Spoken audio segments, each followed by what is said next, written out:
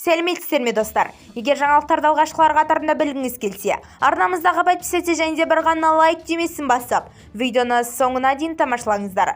Қорғаныс ведомствосында әскери қызметшілердің арнаулы мемлекеттік және құқық қорғау органдарының қызметтерін зейнетақымен қамсыздандыру мәселелері жөніндегі ведомство аралық жұмыс тобы отырысы қорғаныс министрінің орынбасары генерал-лейтенант Сұлтан Камалетдиновтың басшылығымен өтті деп хабарлайды бақ.кз.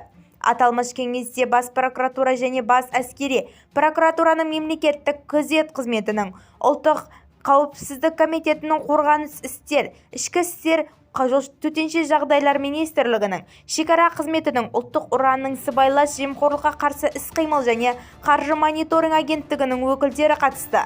Жұмыс тобы премьер-министр орынбасары қаржы министрі Ерұлан Жамаубаевтың әскери қызметшілерді, арнаулы мемлекеттік және құқық қорғау органдарының қызметтерін зейнетақымен қамсыздандыруды жетілдіру жөніндегі тапсырмасы шеңберінде мемлекеттік органдар әсерленген ұсыныстарға қарады.